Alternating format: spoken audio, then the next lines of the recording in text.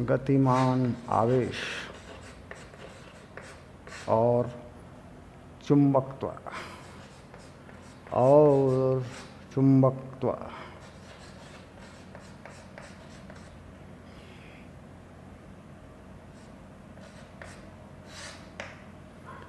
यानी गतिमान आवेश, चलता हुआ आवेश, ठीक। Motion of charge particle and magnetism, motion of charge particle and magnetism या मूविंग चार्ज एंड मैग्नेटिज्म। अंग्रेजी में बोले तो क्या बोलेंगे? मूविंग चार्ज एंड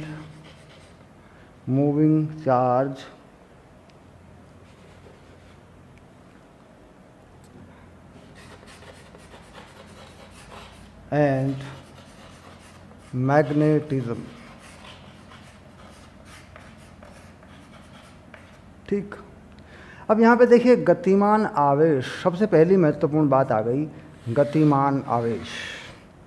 तो मैं पूरे चैप्टर के बारे में बात करूँगा, भूमिका के बारे में बात करूँगा। पहले विदेशों में हमने क्या करना है, सबसे हमें देखना है कि जो अध्याय की भूमिका है पाठ्य पुस्तक NCERT के अनुसार, चाहे आप किसी भी राज्य में पढ़ते हों, चाहे आप हिंदी मीडियम में पढ़ते हों, चाहे अंग्रेजी मीडियम में पढ़ते हों, चाहे आप नीट का एग्ज़ाम दें, चाहे JEE मेन का दें, दोस्त पाठ्यक्रम यही है, सिलेबस यही है, ठीक। रहना इसी को है।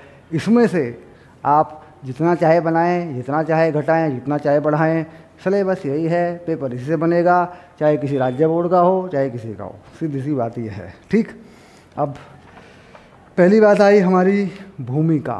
तो पहली 4, चैप्टर का नाम है 4 और ये पहला बिंदु है, बात आ रही है भूमिका, ठीक।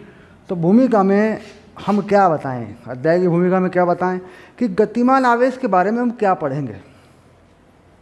देखो, हमने गतिमान आवेश के बारे में एक बात पढ़ी है कि गतिमान आवेश से उत्पन्न होती है विद्युत धारा।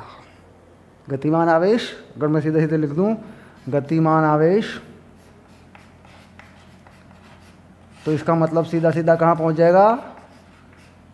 ये जुड़ जाएगा जाके विद्युत धारा से। गतिमान आवेश, विद्युत धारा, ये पीसी के चैप्टर में हम पढ़ चुके हैं। यहाँ हमारा मामला है गतिमान आवेश के कारण 2 बातें हैं। एक है चुंबकत्व, गतिमान आवेश के कारण चुंबकत्व, ठीक। एक गतिमान आवेश पर बल, गतिमान आवेश पर बल। कैसे, किस कारण से बल? विद्युत क्षेत्र, यानी विद्युत बल और चुंबकीय बल, 2 तरह के बल हैं इसमें। एक है विद्युत बल और एक है चुंबकीय बल, ठीक। तो समझ रहे होंगे कि चैप्टर कहाँ पहुँच रहा है। चैप्टर की भूमिका बस यही है, समझ लो बात क्या है कि गतिमान आवेश से क्या बनी? विद्युत धारा। विद्युत धारा हम पढ़ चुके हैं कितनी बनी है, इलेक्ट्रिक करंट हम पढ़ चुके हैं कैसे कैसे हुआ है। चुंबकत्व है, गतिमान आवेश के कारण जो चुंबक बनेगी, जो मैग्नेट बनेगी, वो कैसे बनेगी, ये बात आ जाएगी। और गतिमान आवेश पर लगने वाले बल जो हैं वो आपको पढ़ने हैं कि वो किस कारण से होते हैं। 2 प्रकार के बल हैं, एक है विद्युत बल, एक है चुंबकीय बल, ठीक। तो गतिमान आवेश पर यह अध्याय जब शुरू होगा तो इसी चीज़ से शुरू होगा, गतिमान आवेश पर बल, ठीक। अब गतिमान आवेश पर बल, तो यहाँ बात करते हैं कि चुंबकीय क्षेत्र, ठीक। चुंबकीय क्षेत्र किस प्रकार बनता है, तो आप 10वीं क्लास में जान चुके हैं कि विद्युत धारा के कारण बना हुआ चुंबकीय क्षेत्र, या फिर अर्थ में यानी ज़मीन में, पृथ्वी में एक चुंबकीय क्षेत्र उत्पन्न हुआ है, ठीक, उसके कारण बना हुआ। या फिर आप जानते हैं इलेक्ट्रोमैग्नेट, यानी किसी परिनालिका में चुंबकीय क्षेत्र किस प्रकार विद्युत धारा से बनाया जाता है। चुंबकीय क्षेत्र परिभाषित करने के 2 सरल से तरीके होते हैं। मान लीजिए हम किसी छड़ चुंबक, किसे कहते हैं बार मैग्नेट के कारण अगर चुंबकीय क्षेत्र देखते हैं तो बड़ी सरलता से हम परिभाषित करते हैं उसको, कि हम बनाते हैं क्या, उसका नॉर्थ पोल और साउथ पोल, उत्तरी तथा दक्षिणी ध्रुव हम बनाते हैं उसके। मान लीजिए ये बना देते हैं नॉर्थ और ये बना देते हैं साउथ इधर वाला। तो नॉर्थ से चुंबकीय बल रेखाएं निकलेंगी और साउथ में पहुंचेंगी। इस तरीके से ये चुंबकीय बल रेखाएं दिखाई जाती हैं ऐसे। ठीक, तो ये चुंबक या चुंबकीय क्षेत्र का या कहीं से चुंबक उत्पन्न होती है उसको बताने का एक तरीका है। बेसिकली जो चुंबकीय क्षेत्र है अगर उसको समझें हम, जो मैग्नेटिक फील्ड है अगर हम उसको समझें तो वो गतिमान आवेश के कारण उत्पन्न होता है। यानी अगर कोई आवेश गतिमान है तो चुंबकीय क्षेत्र को उत्पन्न करता है। गतिमान आवेश दोनों प्रकार के क्षेत्रों को उत्पन्न करता है। गतिमान आवेश चले या ना चले, आवेश पक्का करेंगे, आवेश चले या ना चले विद्युत क्षेत्र को हर हाल में उत्पन्न करता है। लेकिन जब चलता है तो चुंबकीय क्षेत्र को भी उत्पन्न करता है। इसका मतलब सीधा है कि चलता हुआ आवेश, गतिमान आवेश दोनों क्षेत्रों को उत्पन्न करता है, चुंबकीय क्षेत्र को भी और विद्युत क्षेत्र को भी। ठीक, चलते हुए आवेश पर दोनों प्रकार के बल लगते हैं। एक चुंबकीय बल भी लग जाता है अगर चुंबकीय क्षेत्र है, और विद्युत क्षेत्र है तो विद्युत बल भी लग जाता है। सीधी सीधी बात है। ठीक, तो अब बात आई चुंबकीय बल। पहली बात आई कि भाई जो चुंबकीय बल है वो कितना है। तो यहाँ पर बात आती है कि चुंबकीय बल लगने का जो कारण है, चुंबकीय बल लगने का जो कारण है वो है विद्युत बल रेखाओं का लगातार बदलना। विद्युत बल रेखाओं का लगातार बदलना ही चुंबकीय बल का कारण है। ठीक, अगर विद्युत बल रेखाएं नहीं बदलेंगी तो विद्युत बल लगेगा, अगर विद्युत बल रेखाएं बदलेंगी तो चुंबकीय बल लगेगा। ये सिंपल सी बात है, यानी चुंबक तो उत्पन्न होगा। अगर कोई आवेश कहीं गतिमान है और वहाँ पर जो है कोई चुंबकीय क्षेत्र उत्पन्न है, यानी विद्युत बल रेखाएं वहाँ बदल रही हैं, तो सीधी सी बात है कि चुंबकीय बल उस पर लगेगा। ठीक, अब इसके बाद यहाँ छोटी सी विद्युत क्षेत्र के बारे में बताया गया। अब आया चुंबकीय क्षेत्र, लॉरेंज बल। ये हमारी पहली बात है। भूमिका में हमने बात की, चुंबकीय बल के बारे में बात की, कैसे लगेगा, विद्युत क्षेत्र के बारे में बताया गया है यहाँ पर। अब आया हमारा दूसरा बिंदु, सरल जहाँ से हमारा चैप्टर शुरू होता है, सीधी सी बात है, ये है लॉरेंज बल। लॉरेंज बल के बारे में हम पढ़ेंगे कि लॉरेंज बल कैसे काम करता है। ठीक, विद्युत क्षेत्र में भी और चुंबकीय क्षेत्र में भी। ये हमारा पहला टॉपिक है इस चैप्टर के अंदर। शुरू करते हैं।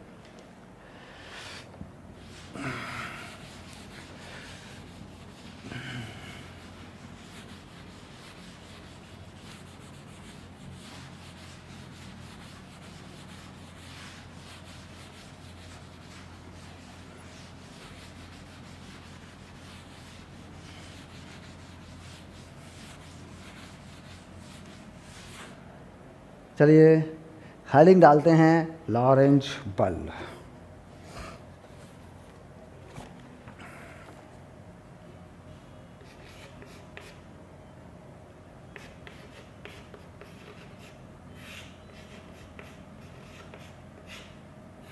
अंग्रेजी में लिख देता हूँ लॉरेंट TZ, ऐसे लिखते हैं इसको, फोर्स।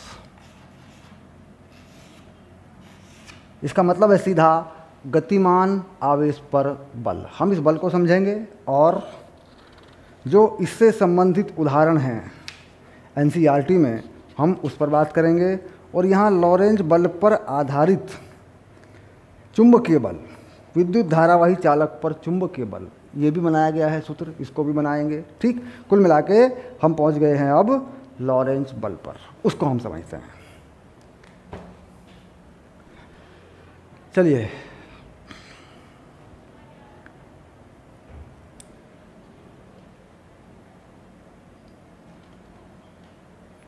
तो ये ले ली मैंने चाक। थोड़ा सा रंगों को बदलने की ज़रूरत पड़ेगी, हम दिखाएंगे कुछ चीज़ों को, है ना। लॉरेंज बल। ठीक, आप ये वीडियो देख रहे हैं फुल कोर्स में vidyakul.com स्ट्रीमिंग वेबसाइट। ठीक, कुछ वीडियो यूट्यूब पर हैं, प्रचार के लिए हैं। ठीक, आप यूट्यूब पे जाके पहले देख लें कि समझ में आ भी रहा है कि नहीं आ रहा है, उसके बाद अपना फुल कोर्स में चले जाएं। कुछ लोग शिकायत करते हैं सर सारे वीडियो यूट्यूब पे डाल दो, ये हो जाएगा। देखो सारे वीडियो यूट्यूब पे डाले नहीं जा सकते, हज़ारों की संख्या में वीडियो होते हैं, आप कहाँ ढूंढेंगे, बहुत तरीके होते हैं। और फिर वीडियो चोरी भी होते हैं, कॉपीराइट के कोई अधिकार नहीं है। यूट्यूब से वीडियो सीधे डाउनलोड हो जाती है, लोग हार्ड डिस्क में भर लेते हैं और बाजार में वो बेच रहा है, हमें तो पता नहीं है। वीडियो लॉग क्या करते हैं कि वीडियो यूट्यूब से उठा लेते हैं लोग, टोरेंट की फाइल बना लेते हैं, बाज़ार में हार्ड डिस्क भर के भेज देते हैं। मतलब बहुत सारी चीज़ें होती हैं। पढ़ाई लिखाई का जो वीडियो है, जो ज़रूरी चीज़ें हैं, जिसमें पूरा पाठ्यक्रम है, पूरा कोर्स है, उस वीडियो को पूरी तरह यूट्यूब पे या पब्लिकली ओपन नहीं किया जा सकता, क्योंकि उसका दुरुपयोग भी होता है। ठीक, इसलिए क्या है कि हमने एक सिस्टम बनाया, लॉग बनाया, वेबसाइट बनाई, खर्चा भी हुआ है उसे बनाने में। ठीक, सस्ता है कोर्स सस्ते होते हैं। और दूसरी बात ये होती है कि यूट्यूब में ढूंढने का झंझट, कहाँ है वीडियो, कौन सा वीडियो है, कौन सा नहीं है, फिर नोट्स हैं, असाइनमेंट हैं, पूरी पढ़ाई करवानी है बच्चे की, पूरी पढ़ाई करवानी है, छोटे छोटे टुकड़ों में वीडियो बना दिए, छोटे छोटे टॉपिक पे वीडियो बना दिए, बच्चा एग्जाम से पहले घबरा जाएगा, उसका सिलेबस तो पूरा होगा नहीं। इसलिए क्या है कि पाठ्य पुस्तक के अनुसार पढ़ाया जाए। प्रतियोगी परीक्षाओं की तैयारी पाठ्य पुस्तक से सिलेबस पूरा कोर्स कराने के बाद फिर अलग से मैं देता हूँ। जो भी प्रतियोगी परीक्षाओं के लिए अच्छी अच्छी किताबें हैं, जैसे एस सी वर्मा है, इरोडो, जो भी है, उनके असाइनमेंट बना के मैं उनके सॉल्यूशन करके देता हूँ। तो मैंने फुल कोर्स का एक सिस्टम बनाया है और मैं उसे मेंटेन कर रहा हूँ। बेसिकली कुछ लोग यूट्यूब पे तरक्की कर रहे हैं, कुछ तरक्की करने की कोशिश कर रहे हैं या तरक्की कर रहे हैं, मैं उनकी बात नहीं कर रहा हूँ। वो वीडियो उस तरीके से बनाते हैं कि वो वीडियो फिर कुछ लोग आके देख लेते हैं, कर लेते हैं, वो चीज़ें होती हैं।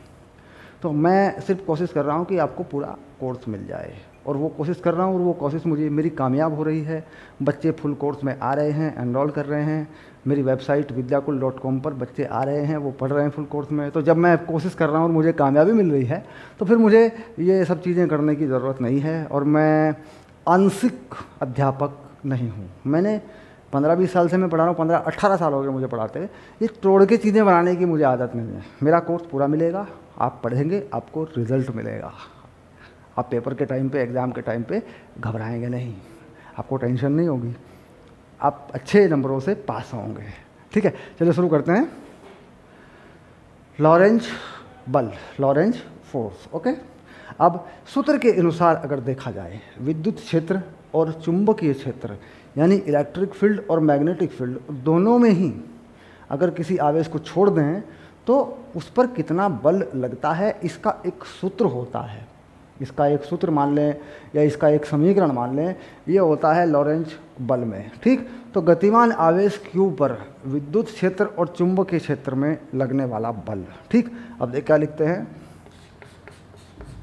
गतिमान आवेश पर विद्युत क्षेत्र और चुंबकीय क्षेत्र में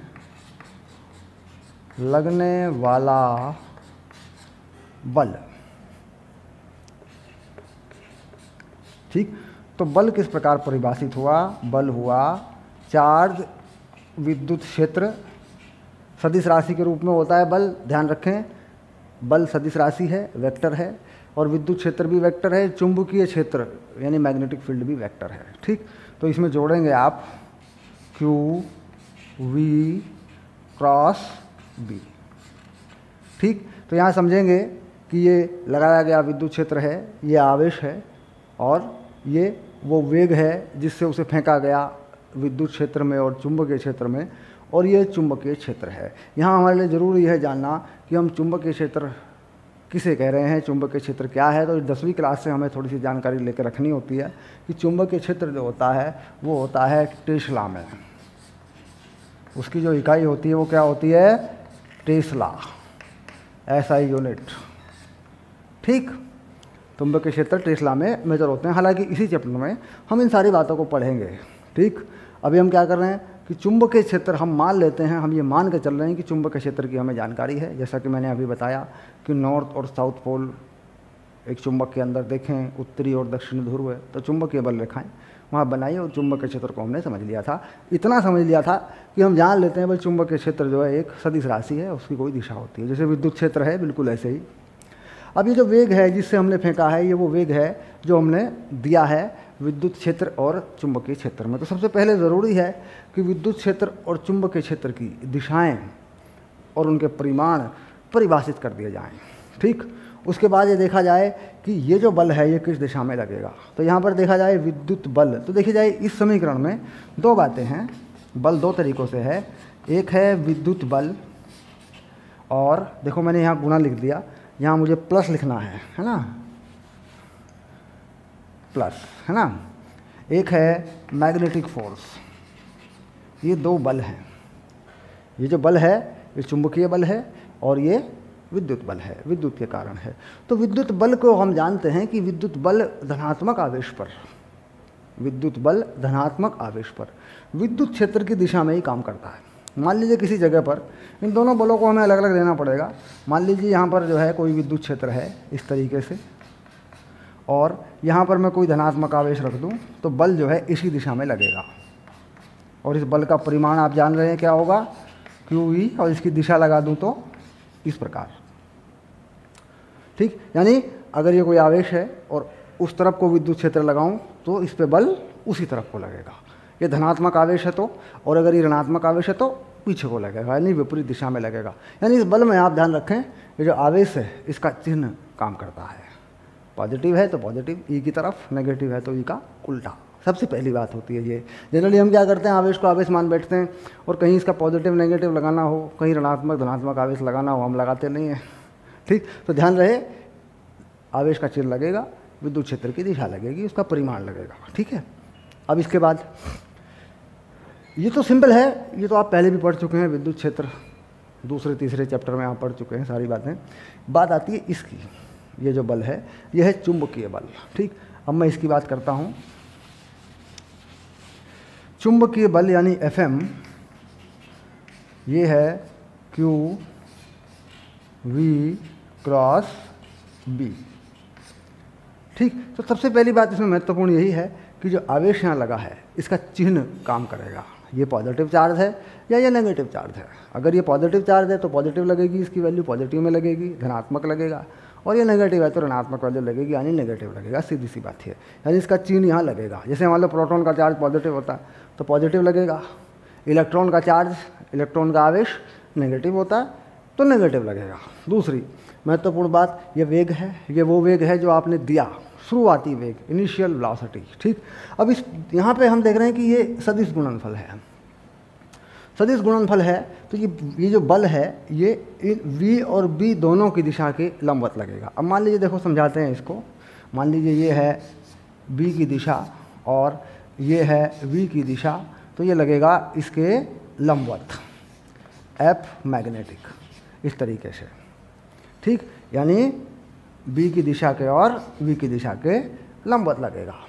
अब क्या करते हैं हम, लंबवत लगेगा, V की दिशा के लंबवत लगने वाला कोई बल है, V की दिशा के लंबवत लगने वाला कोई बल है। इसका मतलब ये होता है कि अगर वेग की दिशा के लंबवत कोई बल कार्य करता है तो एक ही रास्ता बनता है, जिस रास्ते पर वो चलेगा वो होता है वृत्ताकार पथ।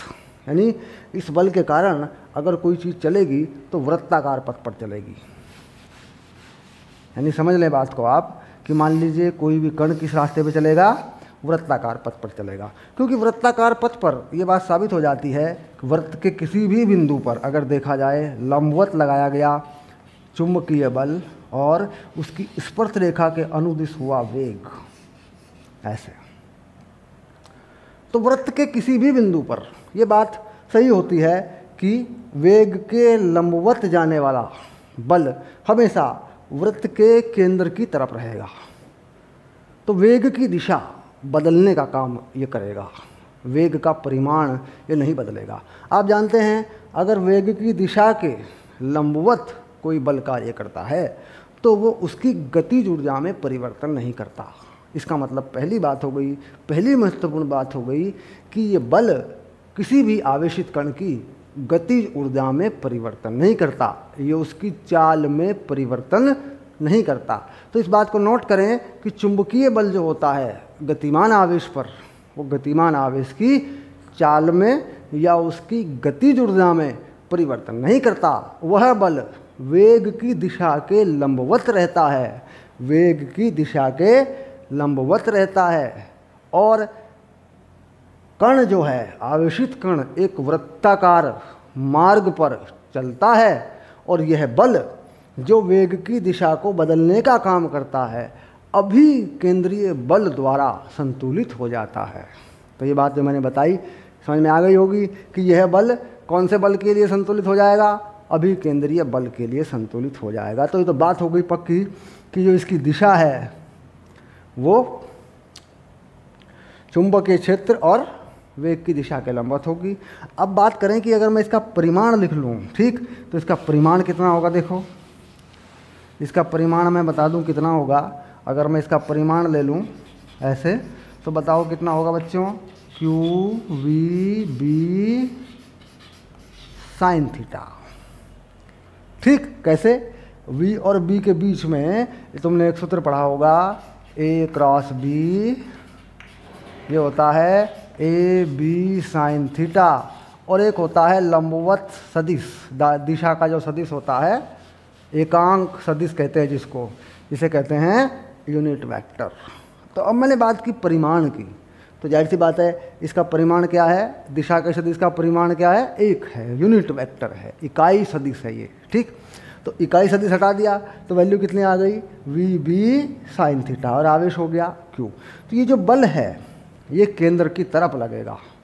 अब केंद्र की तरफ लगेगा तो ये अभिकेंद्रीय त्वरण को संतुलित करेगा। ठीक, अभिकेंद्रीय त्वरण को संतुलित करने के लिए जो v का घटक है वो कितना है, v sine theta. v sine theta वेग का वो घटक है जो वृत्त पर चलेगा, और v का दूसरा घटक जो वृत्त के लंबवत रहेगा। ठीक, यानी हमें इस चीज़ को समझना जरूरी है कि वेग का वो घटक जो वृत्त पर चलेगा, वृत्त की स्पर्श रेखा के अनुदिश रहेगा, वो v साइन थीटा है। ठीक, तो v साइन थीटा पर ही की दिशा को ही ये बल बदलेगा, तो ये अभिकेंद्रीय त्वरण से संतुलित रहेगा। अब मान लीजिए मैं किसी कण का अभिकेंद्रीय त्वरण लेता हूँ और इसे संतुलित करता हूँ, तो कुल मिला के कैसा बनेगा मामला। देखो बात बिल्कुल सीधी है और समझने की है। ये है अभिकेंद्रीय बल, केंद्र की तरफ लगा हुआ बल है, ये है मैग्नेटिक बल।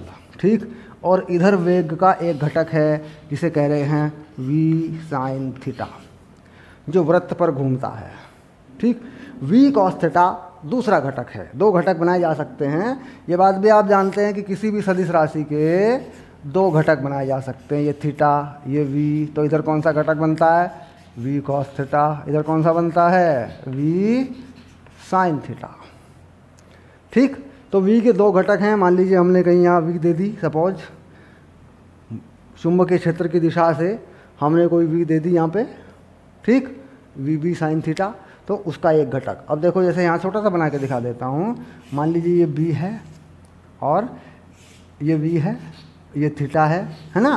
तो चुंबकीय क्षेत्र की तरफ कौन सा घटक जाएगा बताओ, v कॉस थीटा, और लंबवत कौन सा घटक जाएगा, v साइन थीटा। तो चुंबकीय क्षेत्र के साथ जो घटक है उस पे नहीं, उसको मैनेज नहीं करना, उसको व्यवस्थित नहीं करना सर्कल के ऊपर, वृत्त के ऊपर। जो लंबवत घटक है उसको करना है। तो लंबवत घटक वृत्त पर चलाया जाएगा और b की दिशा के अनुदिश, यानी जो भी b की दिशा होगी उसके अनुदिश v कॉस थीटा चलता रहेगा।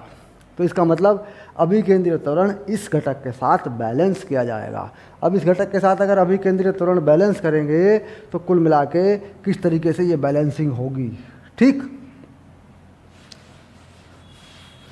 अब देखो इसकी बैलेंसिंग लिख के देता हूँ आपको मैं। अब द्रव्यमान हो गया, कण का द्रव्यमान हो गया m, और v साइन थीटा वृत्त पर चल रहा है, ये हो गई वृत्त की त्रिज्या, और ये हो गया Q V B sine theta. ठीक, अब ये देखो यहाँ से जो बल प्राप्त हुआ वो क्या प्राप्त हुआ, Q V B sine theta.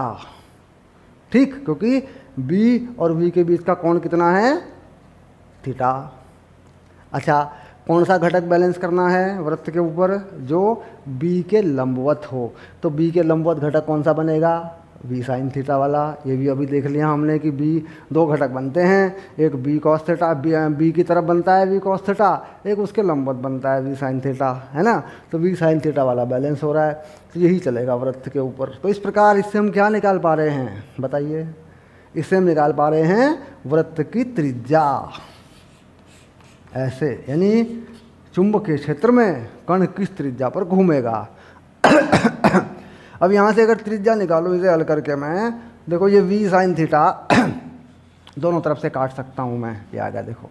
तो त्रिज्या कितनी आ जाएगी देखो, एम वी साइन थीटा बटे बी क्यू। तो त्रिज्या का सूत्र बना लें, एम वी साइन थीटा बटे बी क्यू, ये वृत्त की त्रिज्या होगी। ठीक, इसमें शर्त कंडीशन लगा सकते हैं, स्पेशल केस लगा सकते हैं, यदि थीटा 90 डिग्री हो, यानी जो बी है उसके लंबवत हो बी, देखो बी के लंबवत भी हो गया। ठीक, तो उस केस में कितनी त्रिज्या बनेगी, उस केस में त्रिज्या कितनी हो जाएगी बताओ, एम वी बटे बी क्यू, ऐसे। यानी एक कण को चुंबकीय क्षेत्र की लंबवत दिशा में फेंक दिया जाए तो वो एक वृत्त पर घूमने लगता है, जिसकी त्रिज्या ये होती है। अगर किसी कण को चुंबकीय क्षेत्र से थीटा कोण बनाते हुए फेंक दिया जाए, थीटा कोण बनाते हुए मतलब ये चीज़ कैसे काम करेगी, जब चुंबकीय क्षेत्र से किसी कण को थीटा कोण बनाते हुए फेंक दिया जाए, ठीक, तब भी वह कण जिस वृत्त पर घूमता है, जिस वृत्त पर घूमता है उस वृत्त की त्रिज्या ये होती है।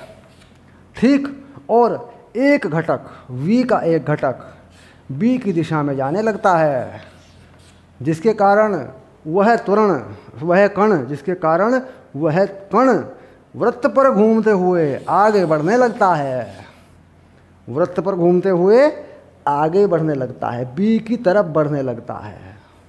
बात को समझ रहे हैं कि अगर v और b के बीच का कोण थीटा 90 ना हो तो v का एक घटक b की दिशा में आ जाता है, जो उस कण को आगे बढ़ाता है, और v का दूसरा घटक b की दिशा के लंबवत हो जाता है, जो जिसके कारण वह कण वृत्त पर घूमता है। उस वृत्त की त्रिज्या एम वी साइन थीटा बटे बी क्यू होती है। तो ये जो पथ है इसे कहते हैं हेलिक्स।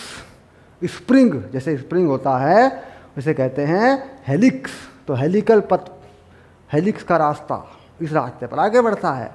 और अगर लंबवत होता है तो ये v cos थीटा जो घटक है b के अनुदिशीय नहीं होता, तो कण एक वृत्त पर ही घूमता रहता है।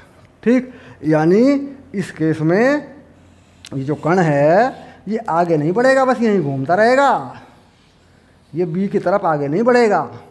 क्यों? क्योंकि b की तरफ जाने वाला घटक नहीं है इसमें, इसकी त्रिज्या इसके साथ देखी जाएगी।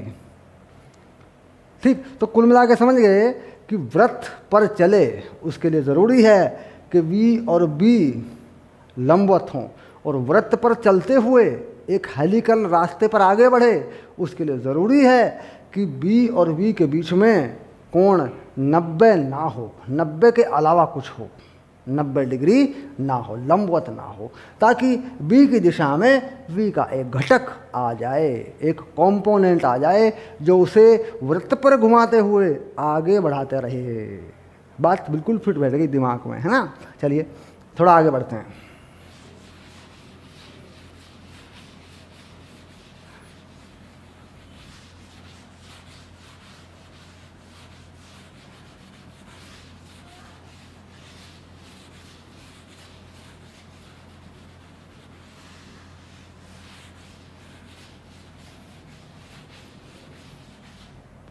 अब हम बनाएंगे सूत्र। हमने ये देख लिया कि किसी कण को अगर विद्युत क्षेत्र और चुंबकीय क्षेत्र में फेंक दिया जाए तो चुंबकीय क्षेत्र के कारण लगने वाला बल, विद्युत क्षेत्र के कारण लगने वाला बल, वो किस प्रकार एक दूसरे पर निर्भर करते हैं, उनका सूत्र क्या है, कुल बल कैसे निकालते हैं, ये बात हमने कर ली। अब हम एक एक करके ठीक विस्तार से उदाहरण लेते हुए बढ़ते हैं कि अगर हमें दिखाना हो कि चुंबकीय बल किस प्रकार है, किस तरफ को कोई कण घूमेगा, तो अब हम इस बात पर फोकस करते हैं। क्योंकि ये तो हमने देख लिया कि भाई पॉजिटिव चार्ज हो या नेगेटिव चार्ज हो, तो विद्युत क्षेत्र की दिशा में बल पॉजिटिव चार्ज पर लगता है और विद्युत क्षेत्र की विपरीत दिशा में बल नेगेटिव चार्ज पर लगता है। ये बात तो हमने देख ली, समझ में आ गई, हमारी कोई दिक्कत नहीं है। हमें इस पे फोकस करना है, इस पे ध्यान देना फिर से उदाहरण सहित कि भाई ये बल कैसे काम करता है। ठीक,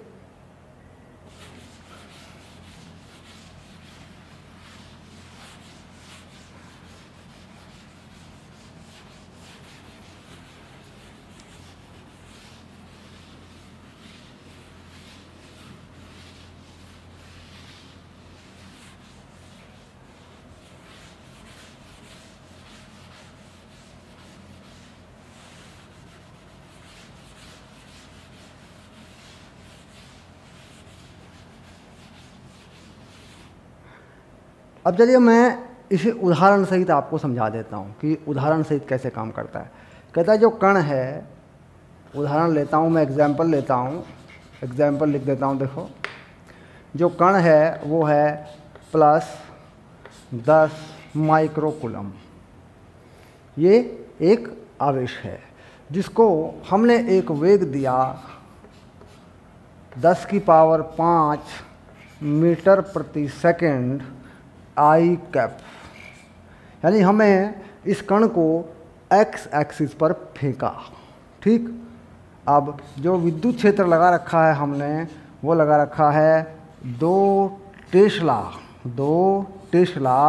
ये लगा रखा है हमने जे कैप की तरफ। ठीक, और जो कण का द्रव्यमान है, जो कण का द्रव्यमान है वो है 1.6 10⁻⁻24 किलो, ये मान लिया मैंने। ठीक, 10 माइक्रोकूलम 10⁻⁻24 किलो ये कण का द्रव्यमान है। मैंने ऐसे ही कुछ चीज़ें उदाहरण के लिए मान ली, हालांकि इन चीज़ों का प्रायोगिक सत्यता से कोई मतलब नहीं है, क्योंकि कितना आवेश है, कितना चार्ज है, होगा कोई आवेशित कण होगा। ठीक है, अब ये कह रहा है कि इस पर जो बल लगेगा, चुंबकीय बल लगेगा, वो किस तरफ लगेगा ये बताइए, चित्र बनाकर दिखाइए, और ये किस त्रिज्या पर घूमेगा ये बताइए। ये आपका प्रश्न है। अगर आपने थोड़ा बहुत इस चैप्टर के बारे में कहीं पढ़ा है, मेरे पढ़ाने से पहले कहीं पढ़ा है, आप जानते हैं, तो आप इस प्रश्न को अपने तरीके से हल कर सकते हैं, वीडियो को रोक सकते हैं। खैर हम इसे हल करते हैं। ठीक, चलिए, तो अगर हम छोटा सा चित्र बनाएं और चित्र में समझें किस प्रकार है, तो हम पहले क्या बनाते हैं, पहले बनाते हैं हम अक्ष। ये बनाया हमने एक्स अक्ष, ये बनाया हमने वाई अक्ष, और बाहर की तरफ ये बनाया हमने जेड अक्ष। पहले इन अक्षों को समझ लें, एक्स अक्ष आगे को है, वाई ऊपर को है, और जेड बाहर की तरफ आपकी तरफ है। ठीक, ये है जेड एक्सिस, पॉजिटिव एक्सिस। ऋणात्मक लेंगे तो, नेगेटिव लेंगे तो जेड बोर्ड में अंदर की तरफ घुस जाएगा, एक्स पीछे को आ जाएगा, वाई नीचे को आ जाएगा।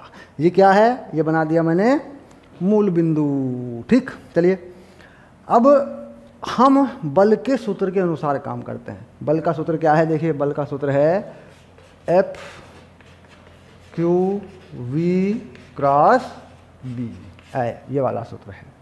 तो यह महत्वपूर्ण है मेरे लिए सबसे पहले इस बल की दिशा ज्ञात करना। ठीक, अगर मैं इस बल के सूत्र में ये चीज़ लगा दूं I और J, और ये पूरी की पूरी वैल्यू लगा दूं, तो मुझे एक चीज़ पता लगती है कि I और J का जो क्रॉस प्रोडक्ट है, जो गुणनफल है, जो सदिश गुणनफल है, वो कितना होगा। तो I क्रॉस J का सदिश गुणनफल कितना होता है। अगर मान लीजिए मैं I क्रॉस J करूं, ये होता है K cap. I cross J कितना होता है, K होता है। तो इसका मतलब होगा कि बल जो है वो K की तरफ आएगा। यानी अगर बल को लिखूं मैं, ये बल किधर आएगा, तो Q का मान लगा दिया मैंने 10⁻⁻6, V का मान लगा दिया मैंने 10⁵5, चुंबकीय क्षेत्र का मान लगा दिया मैंने 2, और ये आ गया K कैप। तो ये बल आ गया, देखिए निकल के। ठीक, अब इस बल, देखिए ये बल लगा किस तरफ है, K की तरफ लगा है। ये बल K की तरफ बल लगने का मतलब है, अगर मैं किसी कण को यहाँ से फेंकूँ इस पॉजिटिव चार्ज को, तो ये घूम के जेड की तरफ आएगा, ऐसे, क्योंकि इस पर जो बल लगा है वो इस तरफ को लगा है। ठीक, तो इसका केंद्र यहाँ बनेगा, और ये कण वाई अक्ष के चारों तरफ, वाई अक्ष के चारों तरफ, वाई अक्ष के समांतर एक अक्ष बना लूँ, वाई डैश, ऐसे। ठीक, तो ये कण वाई अक्ष के समानांतर एक अक्ष के परितः के चारों तरफ घूमेगा, और ये इस दिशा में घूमते हुए यूँ आएगा। ठीक, अभी जो वृत्त बनेगा ये ऐसा बनेगा। देखो मान लीजिए मैं इस कण की जगह पे ये डस्टर पकड़ लेता हूँ, हमने इस डस्टर को वेग दिया आगे की तरफ। ठीक, और आपकी तरफ है जेड एक्सिस, x है आगे की तरफ, y है ऊपर की तरफ। तो जैसे ही मैं इसे कण को वेग दूंगा तो ये वेग यूँ घूम के आएगा, ये यूँ घूम के आएगा ऐसे, यूँ ये वृत्ताकार मार्ग पर चक्कर मारेगा ऐसे यूँ। तो इसका मतलब हो गया कि इसका जो केंद्र है यहाँ पड़ेगा, यानी पॉजिटिव जेड एक्सिस पे पड़ेगा, और इसका जो जिसके अक्ष के परिते ये घूमेगा वो वाई अक्ष होगा। यानी मोटी मोटी सी बात समझ में आ गई कि जो विद्युत क्षेत्र की दिशा है, विद्युत क्षेत्र कहाँ पर है, देखिए विद्युत क्षेत्र है जे पर, ठीक। विद्युत क्षेत्र की दिशा के परितय, देखिए यही तो है विद्युत क्षेत्र की दिशा। विद्युत क्षेत्र की दिशा कहाँ पर है, वाई अक्ष की दिशा है। विद्युत क्षेत्र की दिशा के परितय घूमेगा, ठीक। अब घूमने के लिए अगर कोई नियम है, राइट हैंड थंब रूल, दाएं हाथ की हथेली का नियम, धनात्मक आवेश पर लगा दूं तो यूं घूम के आया, ठीक, यूं घूमा। अब ये यूं घूमा ऐसे, ठीक, यूं घूम के आया आवेश, विद्युत क्षेत्र लगा ऊपर की तरफ को, ठीक। और अगर यूं लगा दूं ऐसे तो इस हाथ के हिसाब से देखूं तो इसका उल्टा घूम के आया, ठीक। अब अगर इसे बाएं हाथ से देखूं, अगर बाएं हाथ से देख लूँ इसे, ठीक, विद्युत क्षेत्र ऊपर को लगाऊं और यूँ घुमाऊँ इसे बाएं हाथ से, तो देखिए विद्युत क्षेत्र ऊपर की तरफ वाई अक्ष पे और ये कण यूँ घूम के आ रहा है। तो बाएं हाथ के अनुसार जिस तरफ हाथ घूमता है, ठीक, उस तरीके से ये घूम के आया। यानी जो विद्युत क्षेत्र की दिशा है अगर उससे देखूँ तो विद्युत क्षेत्र ऊपर की तरफ है, उसकी तरफ से देखूँ तो यूँ घूम के आया। अगर नीचे से देखूँ तो विद्युत क्षेत्र ऊपर की तरफ है और ये क्लॉकवाइज घड़ी की दिशा में घूम के आया। विद्युत क्षेत्र कहाँ जा रहा है, ऊपर की तरफ, और ये घूम के आ रहा है ऐसे यूँ, ठीक, यूँ घूम के आ रहा है, ठीक। और यूँ घूमे तो घड़ी की दिशा के विपरीत दिशा में ये तब घूम रहा है जब विद्युत क्षेत्र जिस तरफ से आ रहा है अगर उस दिशा में से इसको देख रहा हूँ, ठीक। और अगर विद्युत क्षेत्र की दिशा के विपरीत देख रहा हूँ तो ये घड़ी की दिशा में घूम रहा है।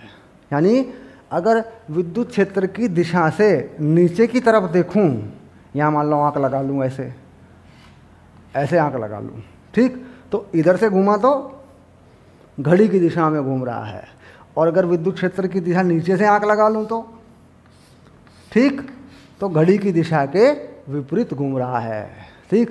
वामावर्त दक्षिणावर्त, ऊपर से देखा तो क्लॉकवाइज, नीचे देखा तो एंटी क्लॉकवाइज, ठीक। तो इस तरीके से इस हाथ से यूँ अंगूठा कर दें विद्युत क्षेत्र में, इस हाथ से इसकी दिशा को देखा जा सकता है, ठीक।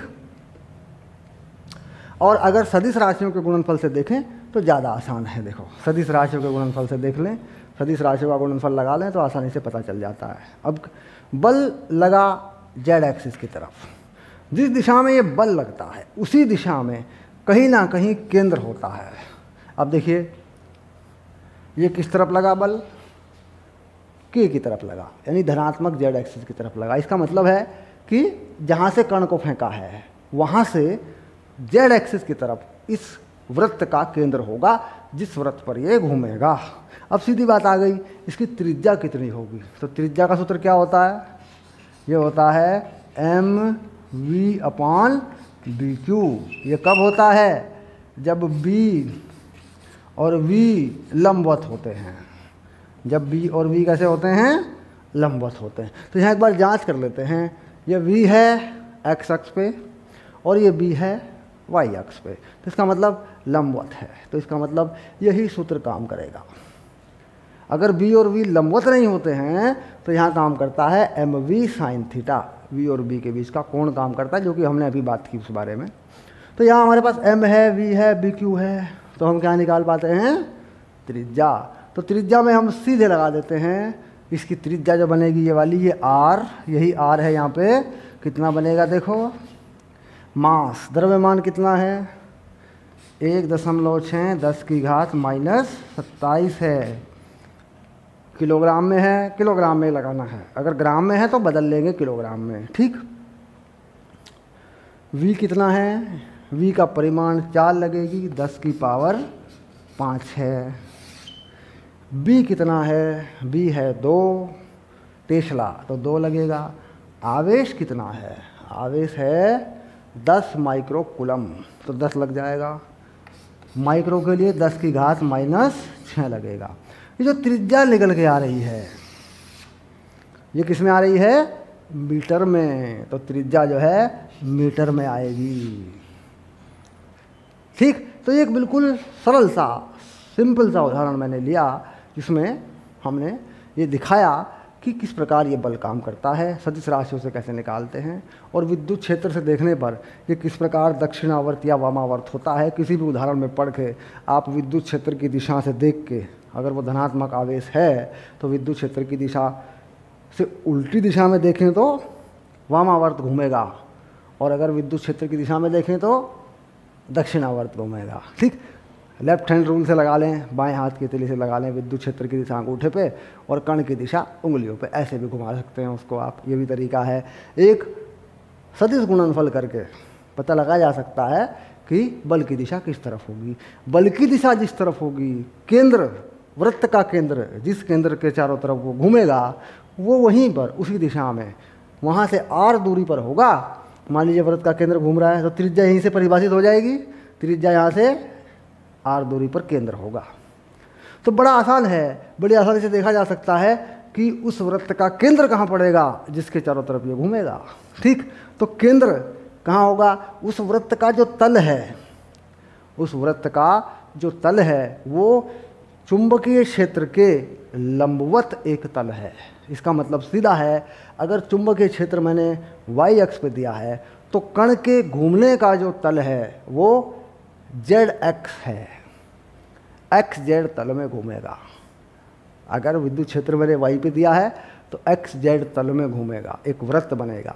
अगर विद्युत क्षेत्र मैंने x पे दिया है तो yz तल में घूमेगा। यानी विद्युत क्षेत्र की दिशा के लंबवत जो तल है उस तल में वृत्ताकार गति करेगा।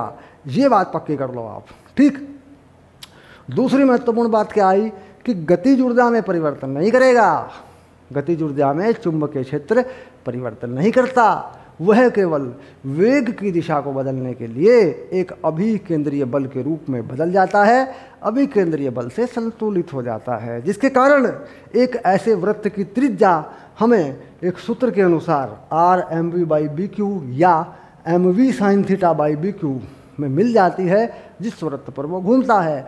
उसी वृत्त के केंद्र को ज्ञात करने के लिए हम सदिश राशियों के गुणनफल द्वारा हम उसकी स्थिति का पता लगा सकते हैं। ठीक, तो कुल मिला के लॉरेंज फोर्स, चुंबकीय बल। ठीक,